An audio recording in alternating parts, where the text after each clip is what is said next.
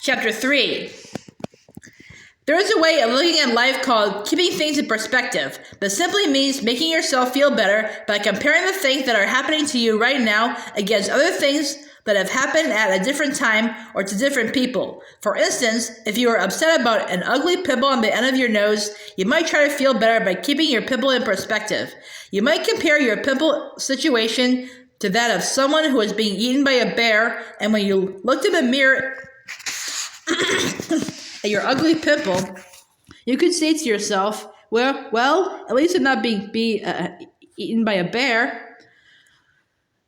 You can see at once why keeping things in perspective rarely works very well, because it is hard to concentrate on somebody else being eaten by a bear when you are staring at your own ugly pimple. So it was with the Baudelaire orphans in the days that followed.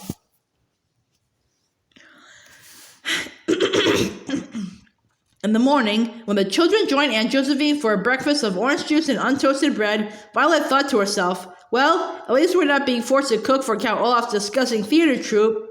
In the afternoon, when Aunt Josephine would take them to the library and teach them all about grammar, Klaus thought to himself, well, at least Count Olaf isn't about to whisk us away to Peru. And in the evening, when the children joined Aunt Josephine for a dinner of orange juice and untoasted bread, Sunny thought to herself, Zax! Which meant something along the lines of, well, at least there isn't a sign of Count Olaf anywhere. But no matter how much the three siblings compared their life with Aunt Josephine to the miserable things that had happened to them before, they couldn't help but be dissatisfied with their circumstances. In her free time, Violet would dismantle the gears and switches from the model train set, hoping to invent something that could prepare hot food without frightening Aunt Josephine, but she couldn't help wishing that Aunt Josephine would simply turn on the stove. Klaus would sit in one of the chairs in the library with his feet on a footstool, reading about grammar until the sun went down, but when he looked out at the gloomy lake, he couldn't help wishing that that they were still living with Uncle Monty and all of his reptiles. And Sunny would take time out from her schedule and bite the head off of Pretty Penny, but she couldn't help wishing that their parents were still alive and that she and her siblings were safe and sound in the Baudelaire home. Aunt Josephine did not like to leave the house very much, because there were so many things outside that frightened her, but one day the children told her what the cab driver had said about Hurricane Herman approaching, and she agreed to take them into town in order to buy groceries. Aunt Josephine was afraid to drive in automobiles because the doors might get stuck, leaving her trapped inside, so they walked a long way down the hill. By the time the Baudelaires reached the market, their legs were sore from the walk. Are you sure that you won't let us cook for you? Violet asked, as Aunt Josephine reached into the barrel of limes. When we lived with Count Olaf, we learned how to make puttanesca sauce. It was quite easy and perfectly safe.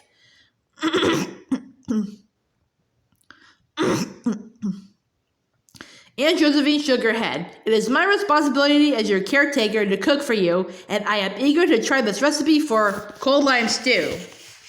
Count Olaf certainly does sound evil. Imagine forcing children to stand near a stove. He was very cruel to us, Klaus agreed, not adding that being forced to cook had been the least of their problems when they lived with Count Olaf. Sometimes I still have nightmares about the terrible tattoo on his ankle. It always scared me.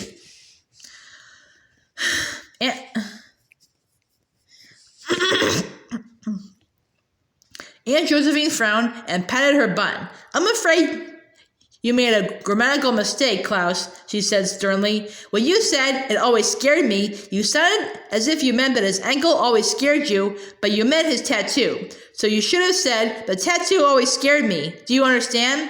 Yes, I understand, Klaus said, sighing. Thank you for pointing that out, Aunt Josephine. Niku! Sunny shrieked, which probably meant something like, it wasn't very nice to point out Klaus's grammatical mistake when he was talking about something that upset him.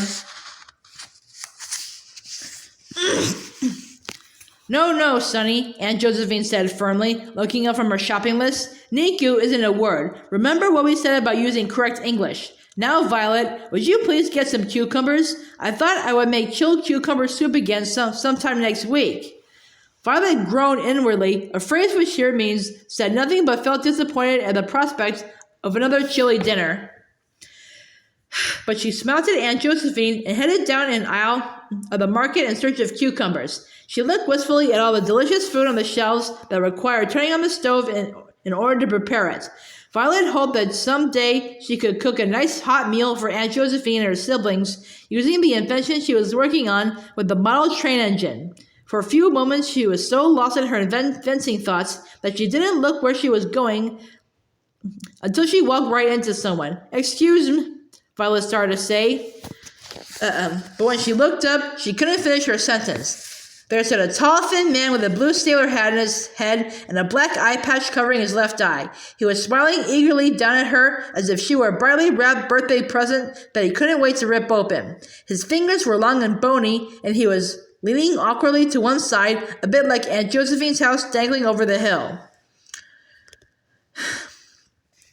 When Violet looked down, she saw why. There was a fixed stump of wood where his left leg should have been, and like most people with peg legs, this man was leaning on his good leg, which caused him to tilt. But even though Violet had never seen anyone with a peg leg before, this was not why she couldn't finish her sentence.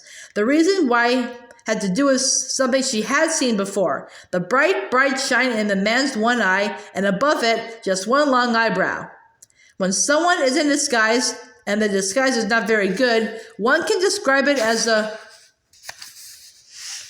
transparent disguise. This does not mean that the person is wearing plastic wrap or glass or anything else transparent.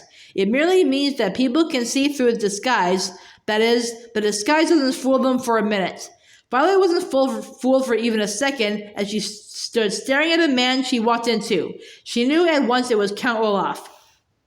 Violet, what are you doing in this aisle? Aunt Josephine said, walking up behind her. This aisle contains food that needs to be heated, and you know, when she saw Count Olaf, she stopped speaking, and for a second, Violet thought that Aunt Josephine had recognized him too. But then Aunt Josephine smiled, and Violet's hopes were dashed, a word which here means shattered. Hello, Count Olaf said, smiling at Aunt Josephine. I was just apologizing for running into your sister here. Aunt Josephine's face grew bright red, seeming even brighter under her white hair. Oh no, she said, as Klaus and Sonny came down the aisle to see what all the fuss was about. Violet is not my sister, sir. I am her legal guardian. Count Olaf clapped one hand to his face as if Aunt Josephine had just told him she was the tooth fairy. I cannot believe it, he said. Madam, you don't look nearly old enough to be anyone's guardian. Aunt Josephine blushed again. Well, sir, I have lived by the lake my whole life, and some people have told me that it keeps me looking youthful. I would be happy to have the acquaintance of a local personage, Count Olaf said, tipping his blue sailor hat and using a silly word which here means person. I am new to this town and beginning a new business, so I am eager to make new acquaintances. Allow me to introduce myself. Klaus and I are happy to introduce you, Violet said, with more bravery than I would have had when faced with meeting Count Olaf again. Aunt Josephine, this is Count... No, Violet. Aunt Josephine interrupted. Watch your grammar. You should have said Klaus and I will be happy to introduce you, because you haven't introduced us yet. But, Violet started to say, now, Veronica, Count Olaf said, his one eye shining brightly as he looked down on her, your guardian is right. And before you make any other mistakes, allow me to introduce myself. My name is Captain Sham, and I have a new business renting sailboats out on Damocles Dock. I am happy to make your acquaintance, Miss. I am Josephine Ann Whistle, Aunt Josephine said, and these are Violet, Klaus, and little Sonny Baudelaire. Little Sonny, Captain Sham repeated, sounding as if he were eating Sonny rather than grating her. It's a pleasure to meet all of you. Perhaps someday I can take you out on the lake for a little boat ride.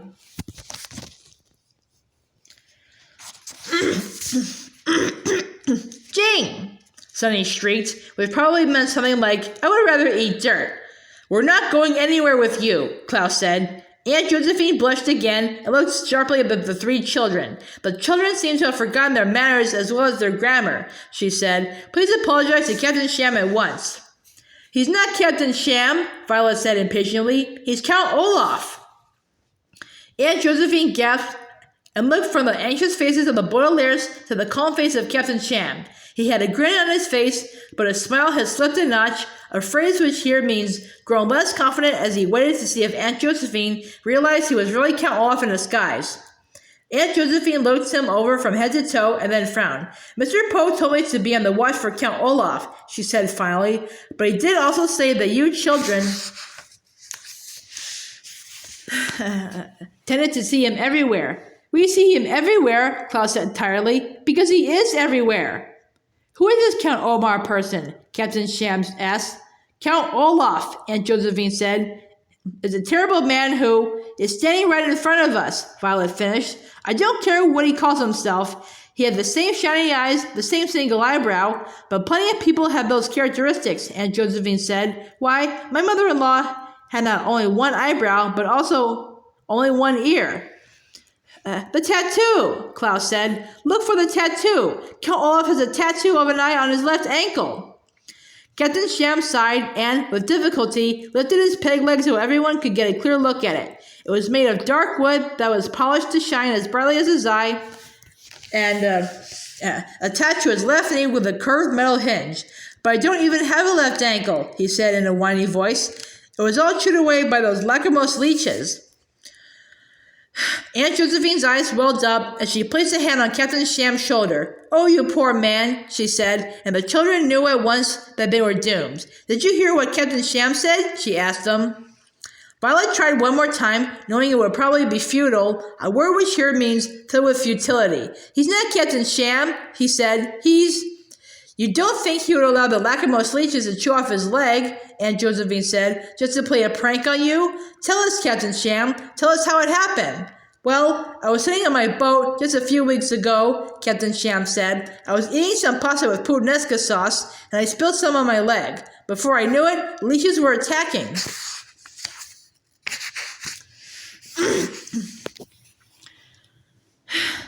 That's just how it happened with my husband, Aunt Josephine said, biting her lip. The Baudelaires, all three of them, clenched their fists in frustration.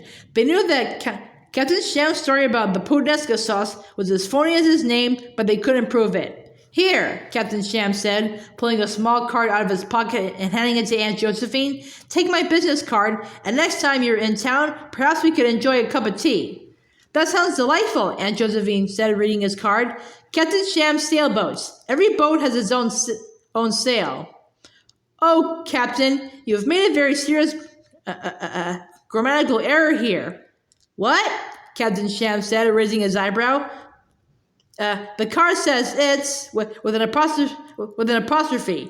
IT apostrophe S always means it is. You don't mean to say every boat has its own sail. You mean simply ITS, belonging to it. It's a very common mistake, Captain Sham, but a dreadful one.